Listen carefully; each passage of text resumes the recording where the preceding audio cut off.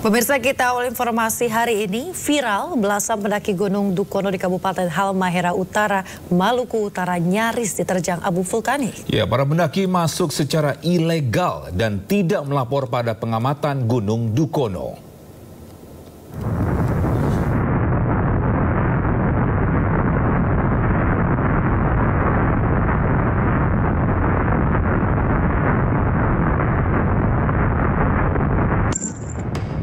Video berdurasi 1 menit yang diunggah Instagram anak Esa memperlihatkan detik-detik erupsi Gunung Dukono di Kabupaten Halmahera Utara, Maluku Utara pada 17 Agustus lalu. Belasan pendaki Gunung Dukono bergegas berlarian menuruni gunung saat terjadi letusan yang mengeluarkan abu vulkanik disertai bunyi gemuruh.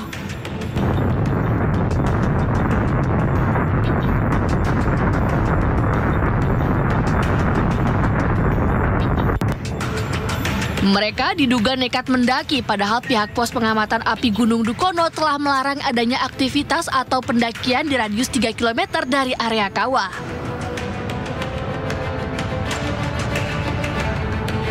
Kepala BPBD Halmahera Utara mengatakan para pendaki masuk secara ilegal dan tidak melapor pada pos pengamatan Gunung Dukono.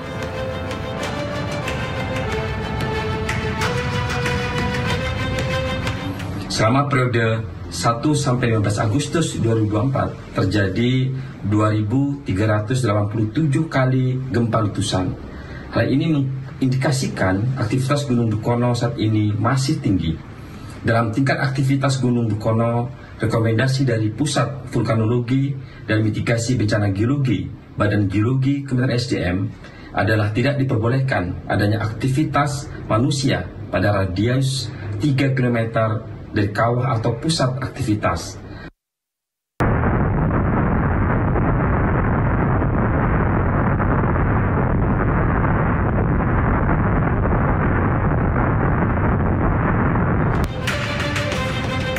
Bagi para pendaki yang hendak naik ke puncak gunung, diimbau selalu mencari informasi melalui pos pengamatan setempat agar tidak membahayakan diri.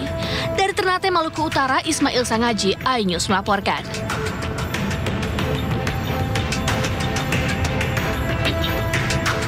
Pemirsa, sopir angkot dan pengemudi ojek online terlibat bentrok di depan Balai Kota Sukabumi, Jawa Barat. Ya, sementara di Bukit Tinggi, Sumatera Barat, gara-gara antrean, keributan antara peserta pawai HUT RI pecah hingga terjadi kerusuhan.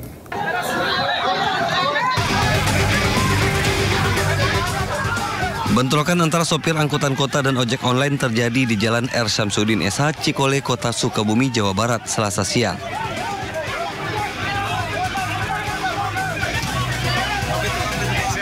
Dalam suasana panas tersebut, sopir angkot berusaha menghadang kedatangan ojol namun berhasil diredam petugas. Tak terima saat dihadang, salah seorang pengemudi ojek online memecahkan kaca depan mobil angkot hingga memicu bentrokan semakin meluas. Petugas kepolisian dan Satpol PP yang ada di lokasi berusaha melerai kedua kelompok agar bentrokan tidak berlanjut. Namun petugas yang kalah jumlah akhirnya tak bisa membendung aksi dari kedua kelompok tersebut. Akibat kejadian itu, kaca depan satu mobil angkot rusak. Kejadian bermula saat sopir angkot yang sedang melakukan aksi demo di depan balai kota tiba-tiba didatangi ribuan pengemudi ojol sambil membunyikan klakson. Sopir angkot yang sedang menunggu hasil audiensi langsung menghadang hingga terjadi bentrokan. Sementara itu, menurut perwakilan ojol, kedatangan mereka ke balai kota karena adanya informasi dugaan pengemudi ojol yang dianiaya oleh sopir angkot. Selain itu, kedatangan mereka juga ingin mengetahui hasil audiensi antara sopir angkot dengan pemerintah Kota Sukabumi. Nah, dari sini kita kumpul-kumpul di sini karena ada yang dengar, ada yang kena pengumpulan. Tapi setelah kita infokan kepada mereka memang tidak ada. Hanya barusan ini anak-anak ingin tahu kondisinya hasil dari sini. Nah, dan ada sedikit yang mercik dari pihak angkot pada saat anak-anak ngabring lah gitunya ke lokasi balai kota. Nah, mungkin dari percikan itu yang anak-anak angkot ini yang memancing mereka jadi terbakar emosi. Untuk dipertemukan di Polres, sehingga nanti kita musyawarahkan dan kita cari solusi terbaik untuk kepentingan bersama. Kan supir ojol tadi ada yang sempat dipukul juga. Mobil angkot juga rusak kan di depan balai kota? Tadi memang ada info, ini kita masih inventarisir dari pihak angkot ada berapa yang korban pemukulan, kemudian dari supir driver ojol juga ada beberapa, kami lagi inventarisir. Setelah bentrokan, massa dari ojol berhasil dipukul mundur petugas gabungan. Aksi tersebut sempat mengganggu arus lalu lintas lantaran sepanjang jalan R. Samsudin, SH Kota Sukabumi ditutup polisi. Dari Sukabumi, Jawa Barat, Budi Setiawan, Ainus melaporkan. Pemirsa, anggota geng motor diringkus polisi usai menganiaya seorang pemuda dengan menggunakan senjata tajam di Kediri, Jawa Timur. Ya, mirisnya 3 pelaku masih di bawah umur. Polisi menangkap 8 anggota geng motor pelaku penganiayaan seorang pemuda warga Kecamatan Ngasem, Kediri, Jawa Timur. Aksi geng motor ini sangat meresahkan warga. 3 pelaku diantaranya ternyata masih di bawah umur. Hasil pemeriksaan, para pelaku selalu membawa senjata tajam saat konvoi keliling kampung untuk mencari musuh. Aksi penganiayaan dipicu saling ejek antara korban dan pelaku di media sosial. Selang beberapa waktu, mereka bertemu di jalan hingga para pelaku menganiaya korban. Para pelaku melakukan penganiayaan menggunakan parang dan martil hingga korban mengalami luka parah. Dan ada selang, jadi mereka salah satunya adalah memukul kepala dengan menggunakan palu, kemudian ada juga memakai selang dan parang. Harapan korban? Oh tidak, memang ini kan di medsos mereka sudah ada saut-sautan dan demikian. Lalu kemudian mungkin mereka... Akibat perbuatannya, para pelaku dijerat pasal pengeroyokan dengan hukuman maksimal 9 tahun penjara. Dari Kediri, Jawa Timur, Afnan Subagio, Ainus melaporkan. Pemirsa, seorang siswi SMP di Cimahi, Jawa Barat dibawa kabur pria yang baru dikenalnya di media sosial. Ya, korban disekap di Bekasi dan dicabuli pelaku yang mengancam korban akan disantet jika menolak. Ya, bukan lo. Ya, aja lo, berapa? Ya kamu, ya. Bentar bang. Oke. Aparat Polres Cimahi menggerebek tempat persembunyian seorang penculik siswi SMP di kawasan Bekasi, Jawa Barat. Pelaku yang dikepung hanya bisa pasrah dan mengakui perbuatannya. Sebelumnya pelaku bertemu dengan korban di salah satu minimarket kawasan Ngamprah, Cimahi usai berkenalan di media sosial. Pelaku lalu mengajak korban pergi tanpa terlebih dahulu izin ke orang tua korban. Ironisnya, korban dibawa dan disekap di salah satu hotel di Bekasi. Dari hasil pemeriksaan terungkap, korban dan pelaku sudah berkenalan selama 5 bulan. Dalam penyekapan ini, korban yang masih 16 tahun dicabuli dan diancam akan disantet jika menolak keinginan pelaku. Jadi modusnya memang dipacarin, didekati ya selama 5 bulan berturut-turut ya, dideketin terus. Dan setelah mulai terbawa mungkin suasana ya, yang namanya anak ya, anak perempuan yang terus-terusan begitu akhirnya ditemukan. Kemudian pada saat dibawa itu sempat diancam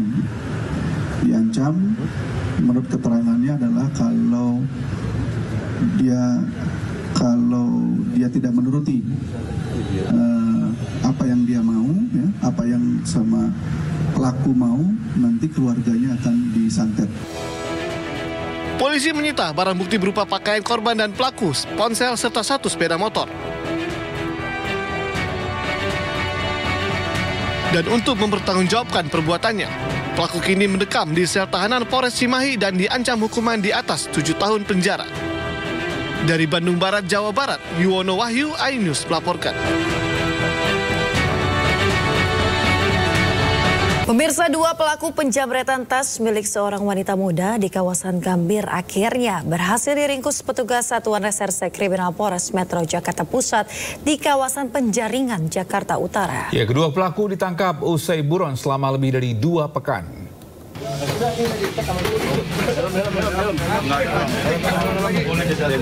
Sempat mengelak dan melakukan perlawanan, 2 pelaku jamret ini akhirnya tak mampu berkutik saat diamankan paksa petugas Satreskrim Polres Metro Jakarta Pusat di sebuah rumah di Penjaringan, Jakarta Utara Selasa pagi. Keduanya merupakan pelaku penjamretan yang selama ini dicari aparat kepolisian karena kerap beraksi di sejumlah wilayah di Jakarta. Aksi terakhir dilakukan pelaku SNA dan APR di Jalan Ki Haji Hashim Asyari, Gambir, Jakarta Pusat awal Agustus lalu, di mana korbannya seorang wanita tewas mengenaskan. Kejadian bermula saat korban yang berboncengan sepeda motor bersama calon suaminya melaju dari Pulau Gadung, Jakarta Timur menuju Cengkareng, Jakarta Barat. Saat berhenti di lampu merah, korban tiba-tiba dipepet dua pelaku berboncengan sepeda motor yang langsung merampas tas lempang korban. Sempat terjadi aksi tarik-menarik tas hingga korban terjatuh dan terseret sepeda motor dan akhirnya tewas dengan luka parah di bagian kepala. Diambil tasnya oleh pelaku, ditarik tas lempangnya, dan kemudian motor korban oleng dan terjatuh. Korban mengalami luka, itu yang paling parah, ada luka di kepala di bagian belakang, dan kemudian pasangan si korban atau yang mengendarai motor meminta bantuan pengendara truk, kemudian dibawa ke rumah sakit. Sesampai di rumah sakit dinyatakan meninggal dunia. Kepada petugas, pelaku mengaku uang penjualan hasil penjamretan yang mereka dapatkan digunakan untuk membeli narkoba. Dari Jakarta, Rani Sanjaya, Ainus melaporkan. Pemirsa, kita ke informasi berikutnya. Fakultas Kedokteran Universitas Padjadjaran memberikan sanksi tegas terhadap 10 pelaku bullying pada program pendidikan dokter spesialis. Ya, 2 pelaku dipecat dan tidak lagi melanjutkan pendidikan maupun pelayanan karena melakukan kesalahan berat. Data kajian etik dan hukum perundungan oleh dosen atau konsulen kepada peserta didik Fakultas Kedokteran Universitas Padjadjaran mengungkap fakta baru terkait perundungan di universitas negeri ternama di Bandung. Hal ini bermula ketika seorang residen bedah syaraf Unpad pada Juni 2024 mengundurkan diri karena adanya perundungan yang dilakukan senior residen bedah syaraf terhadap juniornya. Pihak kampus menelusuri menemukan 10 pelaku bullying senior terhadap junior. 2 langsung disanksi berat, dipecat dari kampus.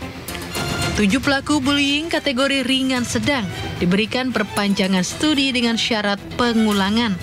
Sedangkan 1 pelaku, seorang dosen, diproses untuk pemberian sanksi berat.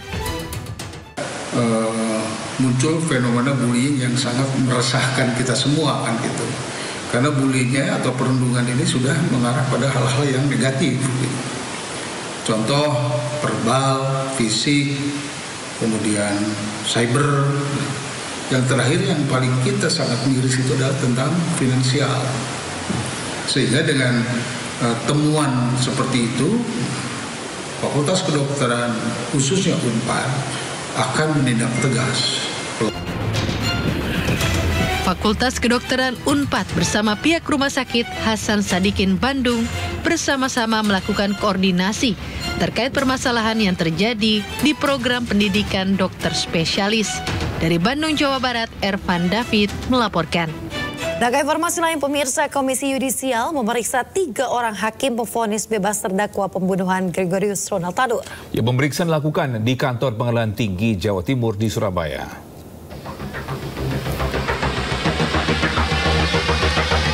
3 orang hakim pengadilan negeri Surabaya yang memvonis bebas Gregorius Ronald Tanur dari dakwaan kasus penganiayaan dan pembunuhan Dini Sera Afrianti Senin siang diperiksa Komisi Yudisial. 3 hakim yang diperiksa yakni Erin Tuah Damanik selaku hakim ketua serta Heru Hanindio dan Mangapul sebagai hakim anggota. Pemeriksaan hakim oleh Komisi Yudisial digelar di Pengadilan Tinggi Jawa Timur di Jalan Sumatera, Surabaya. Pemeriksaan ketiga hakim ini berlangsung selama 5 jam. Kepala Bidang Kabid Pengawasan Hakim dan Investigasi Komisi Yudisial RI, Joko Sasmito menegaskan bahwa ada temuan baru dari hasil pemeriksaan 3 hakim yang menyidangkan kasus penganiayaan dan pembunuhan Dini Sera Afrianti. Meski demikian, Joko menegaskan jika hasil temuan tersebut bersifat rahasia dan tidak dapat dipublikasikan di media. Dan materi pemeriksaan tentang berdasarkan pada pokok-pokok yang dilaporkan oleh pelapor itu kan dasar kita memeriksa. Selain itu ada teman-teman dari Komisi Yudisial sendiri. Sampai saat ini, Komisi Yudisial telah memeriksa 14 orang saksi terkait kasus bebas Gregorius Ronald Tanur, termasuk Ketua Pengadilan Negeri Surabaya. Selanjutnya, hasil temuan ini akan dilakukan rapat pleno bersama 7 komisioner Komisi Yudisial dan hasilnya akan diserahkan ke Mahkamah Agung guna rekomendasi sanksi yang dijatuhkan kepada 3 hakim tersebut. Sementara itu, rekomendasi dari Komisi Yudisial akan diserahkan pada akhir Agustus 2024 mendatang.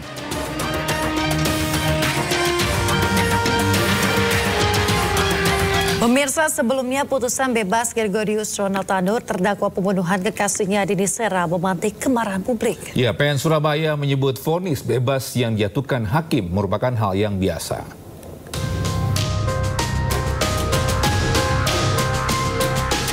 Putusan bebas Gregorius Ronald Tanur terdakwa pembunuhan kekasihnya Dini Sera Afrianti memantik kemarahan publik. Vonis Majelis Hakim Pengadilan Negeri Surabaya tersebut dinilai janggal dan mencederai rasa keadilan.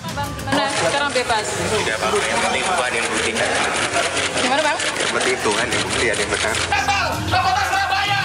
Kejanggalan vonis bebas Ronald Tanur membuat sejumlah elemen masyarakat menggelar aksi tabur bunga di depan kantor PN Surabaya. Aksi ini sebagai ungkapan kecewa masyarakat terhadap putusan hakim yang dinilai jauh dari keadilan. Sementara itu, 3 hakim yang menjatuhkan vonis bebas kepada Gregorius Ronald Tanur mendatangi kantor Pengadilan Tinggi Jawa Timur.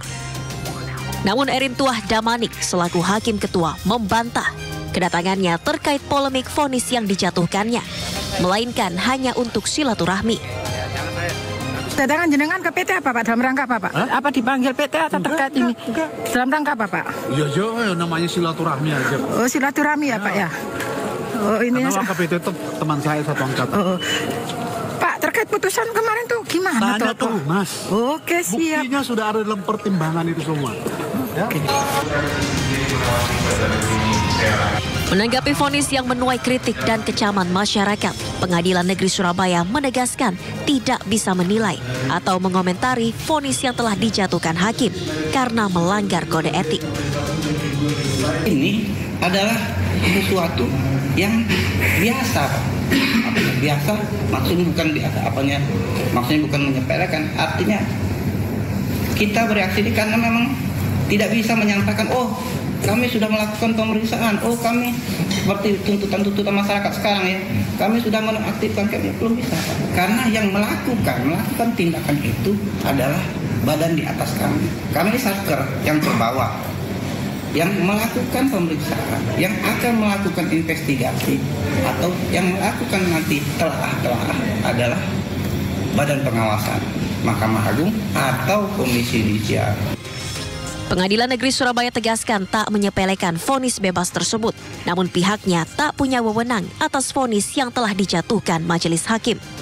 Tim Liputan iNews melaporkan.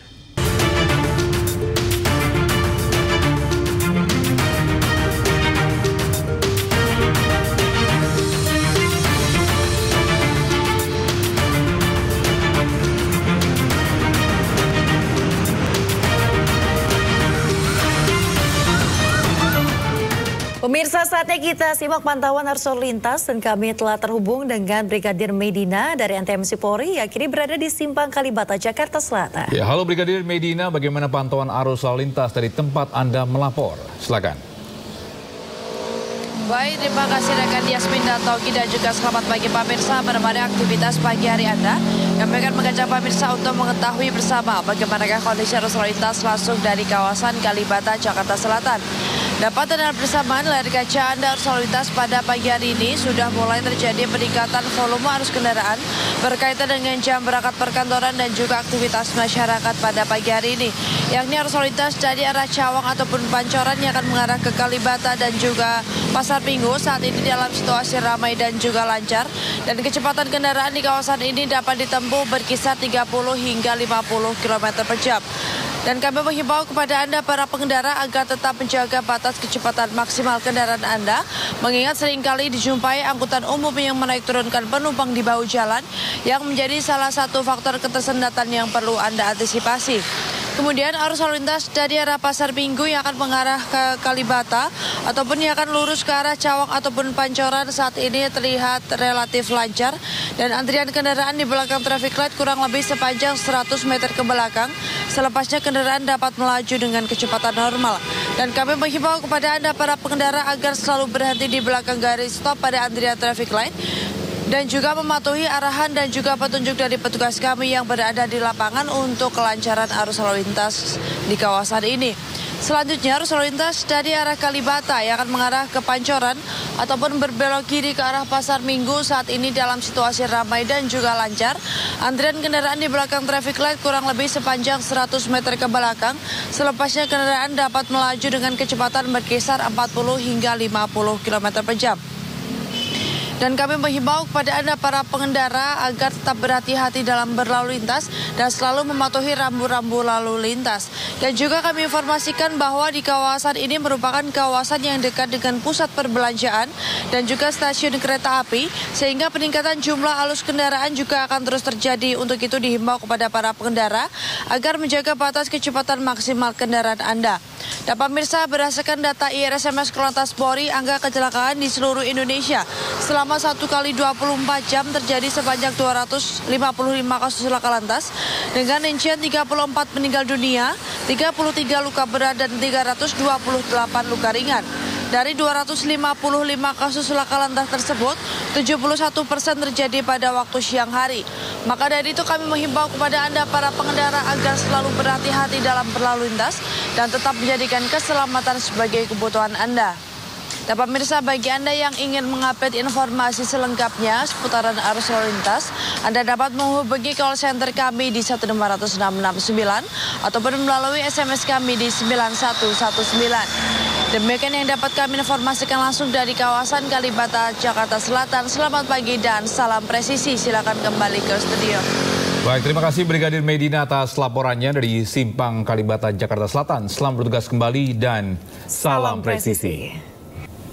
Pemirsa, bentrok antara TNI Polri dan warga terjadi di Kota Padang, Sumatera Barat. Ya, peristiwa tersebut merupakan simulasi menjelang pelaksanaan Pilkada serentak tahun 2024. Dan tidak hanya di Padang, di Sidoarjo, Jawa Timur juga melakukan simulasi pengamanan jelang Pilkada yang melibatkan ratusan personel kepolisian serta TNI.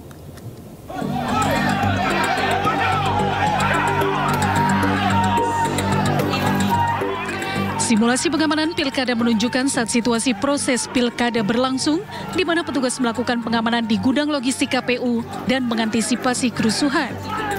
Selain itu juga mengupayakan massa yang mulai anarkis dapat dikendalikan hingga situasi kembali kondusif. Kegiatan ini menggambarkan kesiapan sebenarnya bagaimana semua komponen baik pemerintah, penyelenggara Pilkada hingga para kontestan turut ambil bagian dalam suksesnya Pilkada Kota Padang maupun di setiap kecamatan di Kota Padang yang masuk wilayah hukum Polresta Padang. Dalam simulasi tersebut ditampilkan aksi kontingensi anarkis. Selain itu para pasukan yang mengikuti simulasi juga bisa diterjunkan ketika ada ancaman teror dan sejenisnya. Simulasi ini bertujuan untuk mengedukasi bagaimana kerawanan itu perlu diantisipasi. Simulasi Sispam Kota, di mana kita bersinergi. Di sini ada Kodim 0312, ada Satpol PP, ada dari Polresta Padang, ada dari mitra-mitra Polri yang bersama-sama ya kita untuk mensimulasikan untuk kegiatan tahapan pengamanan Pilkada di Kota Padang. Tadi ada simulasi bagaimana ada saat damai, saat tenang, bagaimana saat ada ricu ya. Kita tunjukkan di situ menunjukkan kesiapan.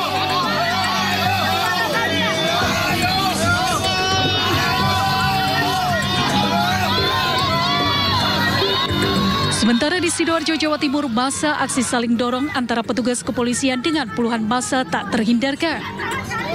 Puluhan massa mendesak masuk ke dalam kantor KPU Sidoarjo, namun dihadang ratusan polisi yang disiagakan di lokasi. Puluhan massa yang anarkis berusaha menyerang barisan barikade Sat Samapta Polresta Sidoarjo hingga memukuli dengan menggunakan kayu balok. Pendemo juga melempari sejumlah benda ke arah polisi. Massa yang kesal lantaran tak bisa masuk ke dalam kantor KPU Sidoarjo akhirnya membakar ban dan karton bekas. Demo berakhir ricuh ini merupakan simulasi sistem pengamanan kota atau Sispam Kota yang digelar oleh Polresta Sidoarjo di depan kantor KPUD Sidoarjo. Kesiapan pengamanan pemilu kada. Jadi tahap-tahapannya apa saja yang dilalui sehingga kita mempunyai kesiapan pada saat pemilu kada. Jadi dari kepolisian tahapannya apa saja semua kita lalui dengan latihan ini. sehingga pada saat pelaksanaan kita sudah siap dalam mengamankan. Simulasi Sispam Kota melibatkan sejumlah mahasiswa sengaja digelar untuk mengantisipasi potensi kerawanan pilkada serentak pada 27 November mendatang. Dari Padang dan Sidoarjo, Budi Sunandar dan Pramono Putra, iNews melaporkan.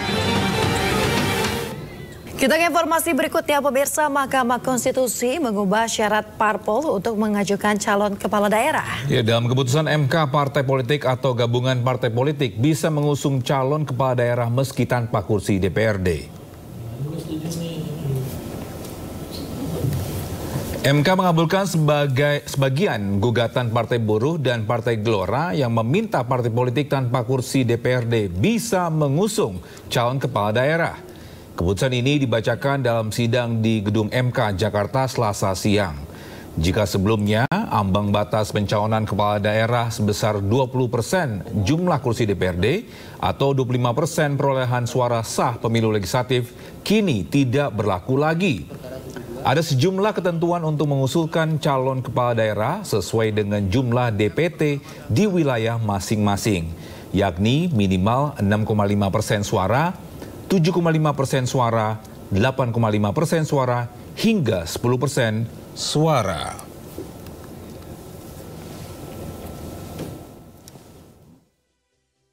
Posisi para pemohon dalam pokok permohonan 1 mengabulkan permohonan para pemohon untuk sebagian.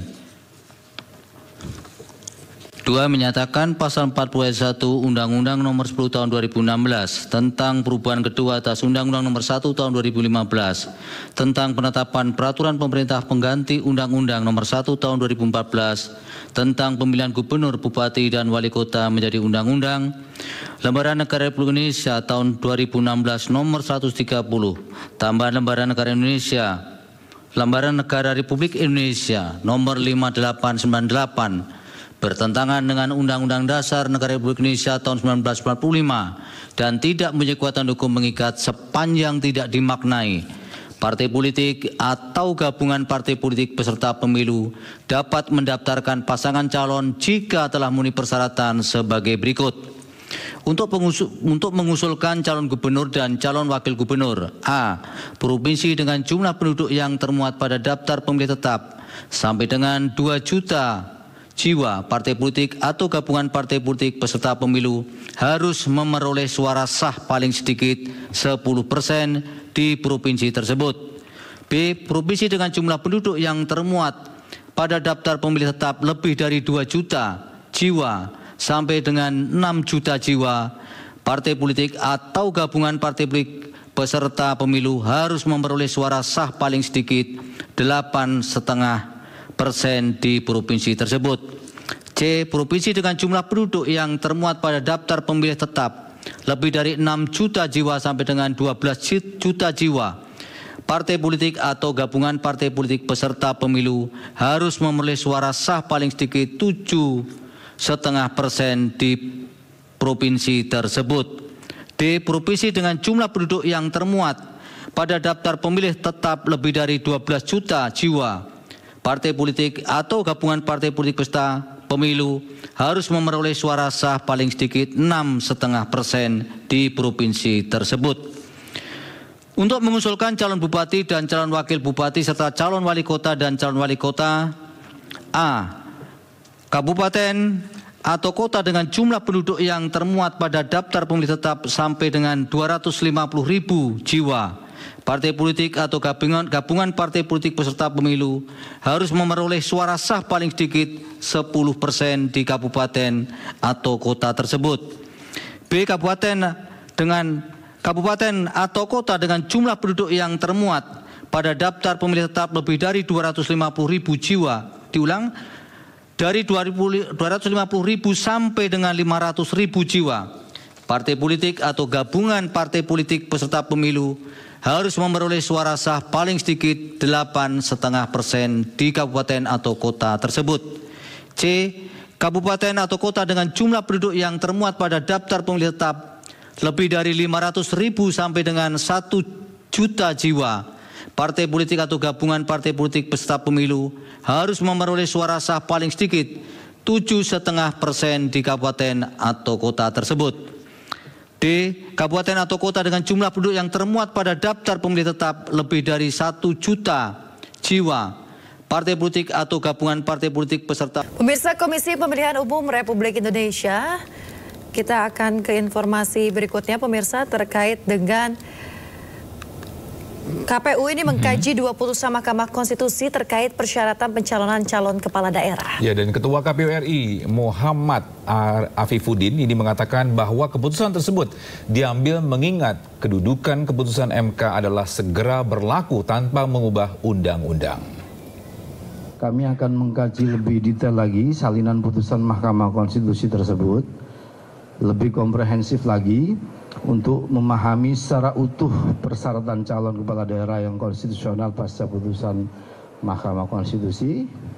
Yang kedua, kami akan melakukan konsultasi dengan DPR dan pemerintah dalam rapat dengar pendapat terkait dengan putusan Mahkamah Konstitusi tersebut, dan segera kami akan bersurat resmi ke Komisi 2 atau DPR. Yang ketiga, kita menyosialisasikan kepada partai politik terkait adanya putusan ini. Yang keempat, tentu kami akan melakukan langkah-langkah lainnya yang diperlukan dalam rangka menindaklanjuti putusan Mahkamah Konstitusi sebelum tahapan pendaftaran calon kepala daerah dilaksanakan, termasuk melakukan perubahan PKPU 8 2024 sesuai dengan mekanisme pembentukan peraturan perundang-undangan. Pemirsa, kader Partai Golkar Ridwan Kamil juga mengambil sikap untuk menghormati putusan MK yang mengubah ambang batas pencalonan kepala daerah. Bakal calon gubernur Jakarta yang diusung Kimplas, Ridwan Kamil menyatakan makin banyak calon kepala daerah yang maju dalam kontestasi pilkada tahun ini justru semakin bagus. Menurutnya, hal tersebut justru akan mempermudah masyarakat menentukan pilihan dari banyaknya gagasan yang akan dibawa oleh setiap pasangan calon. RK mengaku pernah berhadapan dengan banyak lawan saat maju dalam pemilihan calon wali kota Bandung beberapa tahun lalu. Berikan tepuk tangan yang meriah sekali lagi dan kami ucapkan. Jika itu memang menjadi sebuah keputusan, tentu satu harus dihormati kan, karena kan Mahkamah Konstitusi adalah institusi negara yang mereview urusan perundang-undangan termasuk pilkada. Kalau itu bisa membuat lebih banyak lagi calon-calon pilkada di seluruh Indonesia, termasuk di Jakarta, yang diuntungkan adalah warga. Ya. Karena kan warga akan disuguhi oleh adu gagasan. Makin banyak gagasan yang solutif untuk permasalahan wilayahnya kan makin bagus. Saya tidak masalah karena dengan banyak sedikit pun selama itu sesuai aturan tentunya harus dilakoni. Pemirsa, pakar hukum tata negara Refli Harun mengatakan bahwa putusan MK berlaku sejak MK membacakan putusan tersebut. Ya, Refli juga menegaskan bahwa peraturan KPU harus selaras dengan keputusan MK terbaru. Di MK itu ada aturan yang termuat dalam Undang-Undang MK, Undang-Undang Nomor 24 Tahun 2003, bahwa putusan itu berlaku sejak dibacakan dalam sidang yang terbuka untuk umum. Itu seluruh putusan MK seperti seluruh itu? Seluruh putusan MK. Baik. Kecuali dinyatakan lain oleh putusan itu. Ya. Kan ada yang putusan mengatakan berlaku 2 tahun lagi dan lain sebagainya. Kalau dia tidak dinyatakan apa-apa, maka berlaku pada saat dibacakan dalam sidang yang terbuka untuk umum. Harus berlaku? Harus. Okay. Dan itu berarti berlaku sejak hari ini, itu satu. Ya. Yang kedua, putusan tersebut yang namanya tadi ya dibilang self-regulating. Dia tidak memerlukan tindak lanjut perubahan peraturan perundang-undangan untuk berlaku. Jadi dia berlaku dengan sendirinya. Dan itu sifatnya erga omnes, artinya mengikat semua pihak. Kita semua terikat, KPU terikat, Presiden terikat, Menteri terikat, Pratikno terikat, ya kan? The Messenger terikat semuanya ya. Nah, karena itu kita tidak bisa mengatakan yang lain. Tetapi KPU memang punya yang namanya prosedur internal dia. Karena dia harus mengubah PKPU dia. Yeah. Karena peraturan KPU kan harus selaras dengan putusan MK yang terbaru. Oke. Walaupun presiden kita mengatakan bahwa kalaupun tidak diubah tetap sah mendaftar. Sebagaimana sudah terjadi pada Gibran kemarin kan. Sementara itu pemirsa, pengamat politik Muhammad Kodari menyebut bahwa putusan MK kebablasan. Ya, bahkan Kodari meminta MK harus segera direformasi, harus ada revisi Undang-Undang MK. Soal keputusan MK nih ya, pertama soal partai tanpa kursi bisa mencalonkan. Kalau buat saya sih sebetulnya kebablasan ya, keblinger itu. Karena sebetulnya aturan mengenai partai boleh mencalonkan itu sudah diakomodasi oleh undang-undang yang ada. Undang-undang itu kan maksudnya MK. Enggak, di undang-undang tentang pilkada itu ada aturan bahwa mencalonkan itu bisa dengan dua cara. Pertama dengan kursi, yang kedua dengan suara. Kalau dengan kursi syaratnya 20%. Kalau suara 25%. Jadi ngapain lagi tuh MK bikin angka-angka baru itu? Menurut saya itu keblinger ya. Sebentar, saya dulu. Sebelum salah jauhnya begini. Enggak apa-apa, nanti ditanggapin. 25% suara itu tetapi hanya khusus yang punya kursi gitu lah. Iya, silakan nanti ditanggapin ya. Itu pertama. Yang kedua, MK ini juga aneh ya. Orang datang ke dia itu untuk minta fatwa. Masa dia kemudian, lah ini nggak usah difatwakan lagi, ini udah ceto welo-welo. Ini MK paling lucu menurut saya dalam sejarah Republik. Ya orang Anda itu ada karena orang tuh mau bertanya gitu. Orang itu ya punya pikiran tentang pasal itu bisa macam-macam. Makanya harus ditanyakan kepada Mahkamah Konstitusi. Kalau Anda kemudian mengatakan ini sudah jelas ceto welo-welo, ngapain Anda ada di situ? Bubar aja Mahkamah Konstitusi. Ya. Ini juga kacau lagi. Kenapa? Ini pertimbangan atau amar? Ya kalau Anda nggak mau nggak ngasih fatwa atau nggak mau ngasih keputusan, nggak mau kasih amar, nggak usah berpanjang-panjang dengan pertimbangan-pertimbangan yang kemudian malah bikin bingung. 2, 3. Ini sebetulnya menegaskan, kejadian ini menegaskan kepada saya bahwa MK ini memang harus direformasi. Harus ada revisi Undang-Undang MK, karena MK ini sudah kebablasan. Pemirsa, putusan MK berpotensi mengubah peta pilkada di tahun ini. Ya, selain mengubah syarat pengajuan calon oleh partai politik, keputusan MK juga menegaskan aturan batas usia minimal calon kepala daerah. Dan berikut kami rangkum informasinya untuk Anda.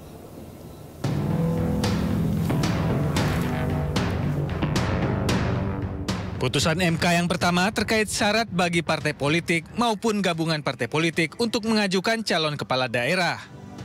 Hal ini ada di pasal 40 Undang-Undang Nomor 10 Tahun 2016 tentang Pilkada. Sebelumnya ada syarat mutlak bagi partai politik untuk mengajukan calon kepala daerah, yaitu harus memiliki kursi di DPRD. Itu pun partai harus minimum memiliki 20% jumlah kursi atau 25% akumulasi perolehan suara sah dalam DPRD. Namun setelah keputusan MK, partai politik bisa mengajukan calon tanpa harus memiliki kursi di DPRD. Syaratnya hanya berdasarkan suara sah minimal yang jauh di bawah 25%. Berapa angkanya? Khusus untuk calon gubernur dan wakil gubernur untuk provinsi yang memiliki jumlah DPT dari 0 sampai 2 juta jiwa, syaratnya minimal adalah 10% suara sah di provinsi tersebut. Contoh provinsinya misal Kepulauan Riau, Bengkulu, Kalimantan Tengah, Sulawesi Utara, Maluku, dan Papua. Sementara untuk provinsi dengan jumlah DPT 2 sampai 6 juta jiwa, syaratnya minimal 8,5%. Misal di Aceh, Yogyakarta, Kalimantan Selatan, Bali, Nusa Tenggara Timur, dan Nusa Tenggara Barat. Berikutnya untuk provinsi dengan DPT 6 sampai 12 juta jiwa, syarat minimalnya 7,5% suara sah. Contoh yang termasuk dalam kategori ini adalah Jakarta, Sumatera Utara, Banten, dan Sulawesi Selatan. Dan untuk provinsi dengan jumlah lebih dari 12 juta jiwa, syarat minimalnya lebih rendah lagi, yaitu 6,5%. Contohnya adalah Jawa Barat, Jawa Tengah, dan Jawa Timur. Selain terkait syarat parpol ajukan calon, putusan MK yang baru juga mengatur terkait batas usia calon kepala daerah. Batasnya masih di minimal 30 tahun untuk calon gubernur atau wakil gubernur dan 25 tahun untuk calon wali kota, wakil wali kota, bupati, dan calon bupati. Namun bertentangan dengan putusan MA yang kontroversial, putusan MK menegaskan usia minimal tersebut berlaku sejak penetapan pasangan calon, bukan sejak pelantikan kepala daerah terpilih. Hal ini sesuai dengan PKPU sebelum diubah oleh MA. Lalu apa dampak dari putusan MK ini? Yang pertama terkait pasal 40 Undang-Undang Pilkada. Putusan MK membuka peluang Anies Baswedan untuk maju dalam Pilkada Jakarta. Di tengah pupusnya harapan Anies karena tidak jadi didukung oleh Nasdem, PKS, dan PKB, ini menjadi angin segar bagi Anies untuk bisa didukung oleh partai lain. Mungkin dalam hal ini PDIP karena dampak putusan ini, PDIP bisa mengusung calonnya sendiri tanpa harus berkoalisi. Merujuk pada hasil Pileg DPRD Jakarta 2024, PDIP memperoleh 14,01% suara, jauh di atas batas minimal 7,5%. Sementara itu, putusan MK lainnya terkait batas usia calon kepala daerah, Ketua Umum PSI Kaisang Pangarep jadi tidak bisa maju dalam Pilkada Jakarta. Karena pada saat penetapan pasangan calon, usia Kaisang belum 30 tahun. Putusan baru MK ini juga membuka peluang mayoritas parpol bisa mengusung sendiri calon di Pilkada.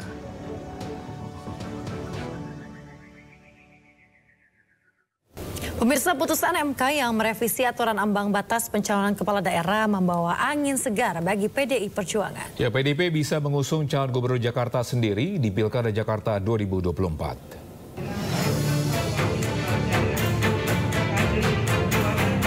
PDI Perjuangan menyambut baik putusan MK yang mengabulkan sebagian gugatan Partai Buruh dan Partai Gelora. Dalam putusan Mahkamah Konstitusi soal UU Pilkada, MK menyatakan partai atau gabungan partai politik peserta pemilu bisa ajukan calon kepala daerah meski tak punya kursi di DPRD.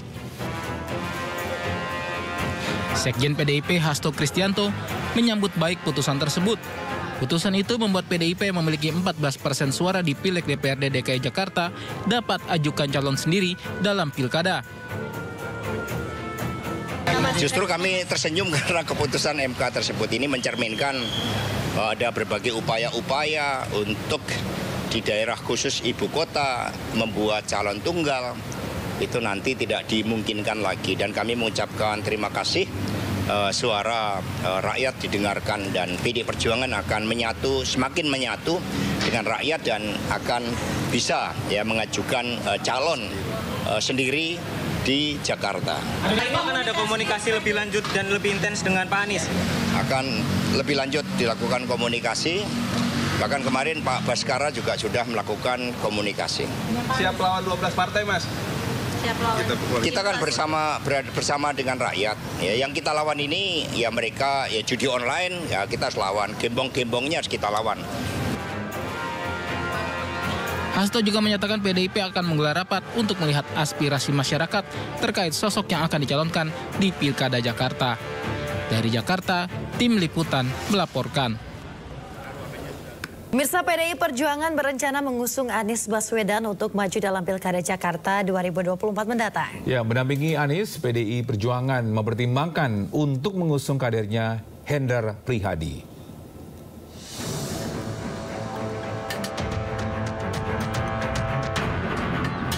PDI Perjuangan berencana usung Anies Baswedan untuk maju dalam Pilkada Jakarta 2024. Ketua DPP PDIP Said Abdullah menyebutkan partainya mempertimbangkan kader PDIP yang juga sebagai mantan wali kota Semarang, Hendrar Prihadi, untuk mendampingi Anies Baswedan. Tentang pemilihan gubernur, bupati, dan wali kota menjadi undang-undang. Apalagi Mahkamah Konstitusi telah memutuskan bahwa partai politik bisa mengusung calonnya sendiri tanpa harus berkoalisi. Hal ini tentu membuka peluang PDI Perjuangan untuk menjagokan kadernya sendiri di Pilkada 2024. Kami lagi berupaya sedemikian rupa masih dengan partai-partai lain sebisa mungkin sebelum tanggal 27 kami cari peluang. Kalau peluangnya dapat, kami akan bawa Anies sebagai orang pertama dan Hendi sebagai orang kedua. Tapi udah ada komunikasi dengan Pak Anies belum, Pak? Sudah, saya yang komunikasi. PDI Perjuangan bisa mengusung Anies Hendrar dalam Pilkada Jakarta karena Mahkamah Konstitusi telah mengubah syarat pencalonan bagi partai politik. Hal ini diprediksi meramaikan kontestasi Pilkada Jakarta karena tidak hanya ada satu calon saja. Tim Liputan, iNews melaporkan. Anda kembali di Sindo Today, pemirsa. Informasi selanjutnya akan disampaikan oleh Teguh Sinek. Iya, ada Jessica Kumala Wongso terpidana kasus pembunuhan Mirna Salihin ini bakal mengajukan peninjauan kembali atau PK setelah bebas bersyarat. Kepala Pusat Penerangan Hukum Kejaksaan Agung Harli Siregar mempersilahkan pihak Jessica mengajukan PK. Namun Kapus Penkum Kejagung mengingatkan seseorang hanya bisa sekali dalam mengajukan PK. Bahwa dalam pasal 268 ayat 3 KUHAP itu juga disebutkan bahwa peninjauan kembali hanya dapat dilakukan 1 kali. Dan kalau tidak salah tahun 2018 yang bersangkutan sudah pernah mengajukan peninjauan kembali dan ditolak. Memang terkait soal dasar hukum ini masih ada debatable karena kenapa? Kalau kita mengacu kepada Undang-Undang Nomor 48 tahun 2009 tentang kekuasaan kehakiman, kalau tidak salah dalam pasal 24 itu ditegaskan bahwa peninjauan kembali dilakukan hanya 1 kali. Tetapi dalam perkembangan hukum di dalam putusan MK Mahkamah Konstitusi nomor 34 tahun 2013 dibuka kemungkinan bahwa peninjauan kembali dapat dilakukan lebih dari 1 kali. Tetapi dengan pertimbangan bahwa adanya peranan dari ilmu pengetahuan dan teknologi di situ. Namun kalau kita lihat lagi bahwa dalam surat edaran Mahkamah Agung nomor 7 ya, tahun 2014 ya, ditegaskan kembali bahwa peninjauan kembali itu hanya bisa dilakukan.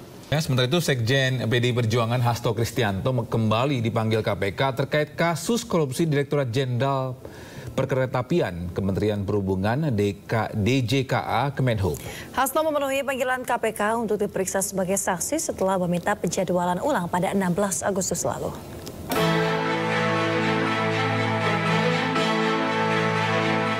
Usai diperiksa selama kurang lebih 4 jam, Hasto Kristianto akhirnya keluar dari gedung KPK Jakarta.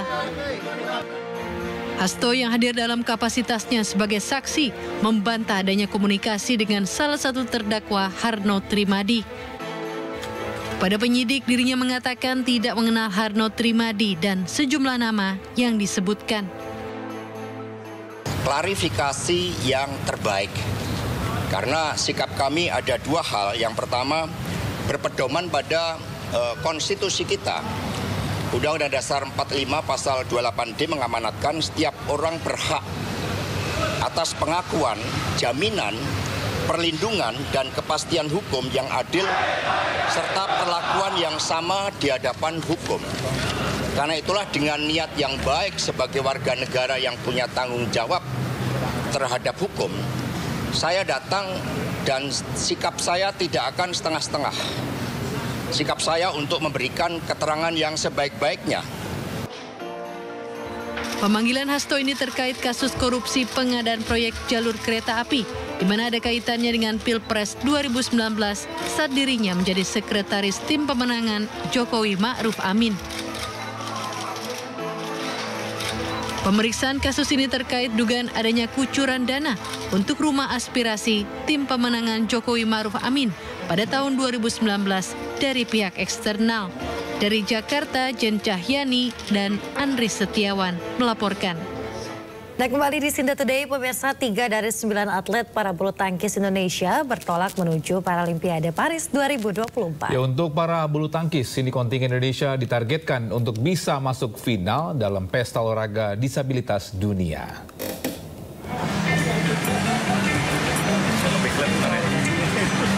Tiga atlet para bulu tangkis Indonesia bertolak menuju Paralimpiade Paris 2024 melalui Terminal 3 Bandara Soekarno-Hatta, Tangerang, Banten pada Selasa siang.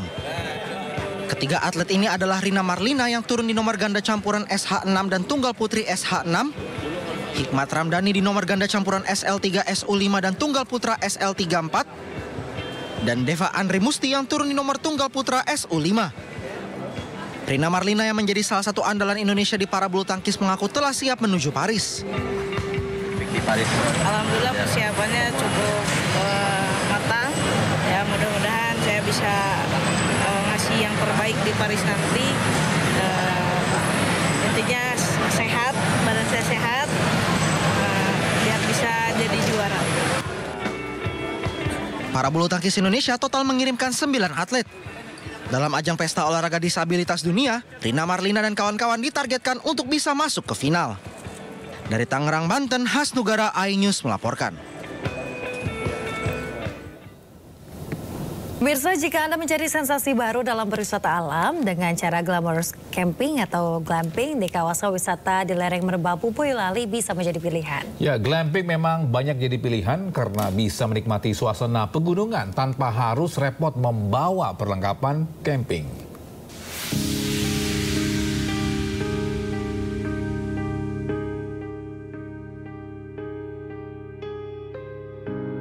Terletak di ketinggian 1.700 meter di atas permukaan laut, Swarga Timboa di Kelurahan Ngadirojo, Boyolali, menawarkan pemandangan luar biasa dari lereng Gunung Merbabu. Indahnya Golden Sunrise atau matahari terbit bakal menjadi pemandangan pertama kali ketika wisatawan bangun pagi dan membuka tenda. Pengunjung akan dimanjakan pemandangan semburat matahari yang muncul perlahan. Pemandangan ini semakin sempurna dengan kabut tipis dan hamparan awan yang menyelimuti lembah di bawahnya. Keren tempatnya. Kalau mungkin pernah tahu Kintamani, di Bali ada Kintamani. Nah, di Timboa kita dapat vibe yang hampir sama. Terus ya buat kaum-kaum yang pengen glamping, pengen camping tapi nggak terlalu ribet, nggak repot, ya memang glamping kayak gini nih cocok banget di Timboa ini. Tidak hanya itu, makan malam dengan menu barbecue di tengah udara dingin pegunungan menjadi pilihan yang tidak bisa ditolak. Pengunjung bisa bersantap malam sambil ditemani kemegahan alam. Hamparan lampu-lampu tengah kota atau city light juga menjadi pemandangan tak kalah indah. Jadi orang kan camping pengennya tenang ya, pengen nyaman gitu. Itu akan lebih dapat di sini karena kita benar-benar batasi. Kita akan ukur, oh nyamannya kita maksimalnya harus sekian. Pengalaman glamping di Swarga Timboa tidak sekedar berkemah, tetapi sebuah perjalanan menyatu dengan alam tanpa harus mengorbankan kenyamanan. Untuk sampai ke lokasi, pengunjung bisa melakukan perjalanan dari kota Boyolali maupun kota Salatiga. Sepanjang jalan, wisatawan akan disuguhi pemandangan hijau yang meneduhkan mata. Dari Boyolali, Jawa Tengah, Taufik Budi Nur Cahyanto melaporkan.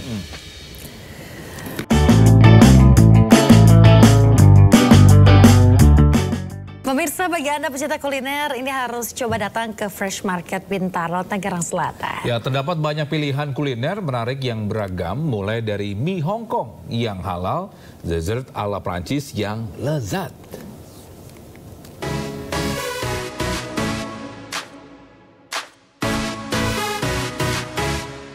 Jalan-jalan ke Fresh Market Bintaro tidak hanya menemukan berbagai kebutuhan pokok. Di sini, pengunjung disambut beragam kedai makanan yang menarik untuk dicoba. Tak heran, pasar berkonsep modern di Jalan Boulevard Bintaro, Tangsel, Banten, terkenal dengan surga kuliner yang selalu diburu warga lokal. Satu di antaranya adalah bakmi si Bangkong, bakmi dari Hong Kong. Halo pemirsa, saat ini saya sedang berada di Fresh Market atau pasar modern yang berada di wilayah Tangerang Selatan, lebih tepatnya di Bintaro nih. Dan saya mau mengajak Anda untuk sedikit melihat kira-kira jajanan dan juga kuliner apa aja yang ada di sini. Dan saya hari ini sudah berada di depan tempat makan mie bakmi, yaitu adalah si Bangkong. Ini adalah menu pertama yang mau saya coba. Kalau gitu ikuti saya. Nah, uniknya pelanggan bisa memilih jenis mie sesuai selera, seperti mie karet, mie keriting, dan mie lebar. Dipadu dengan racikan bumbu spesial dan topping beragam seperti bakso goreng, gyoza, dan pangsit, membuat kelezatannya semakin memanjakan lidah. Nah pemirsa, rasanya tuh gurih manis, dan juga di sini walaupun nggak ada kuahnya nih, cuma nggak kerasa jadi keras gitu, dan tetap kenyal mie-nya. Dan juga di sini di atasnya dikasih pangsit, yang pastinya menambah cita rasanya jauh lebih enak. Untuk menikmati bakmi bakong cukup menyiapkan kocek Rp35.000 hingga Rp43.000 per mangkoknya. Dan bisa berkunjung ke Fresh Market Bintaro yang beroperasi dari pukul 7 pagi sampai dengan pukul 10 malam. Dari Tangerang Selatan, Banten, Aulina Iyasya dan Di Bernadi, iNews melaporkan.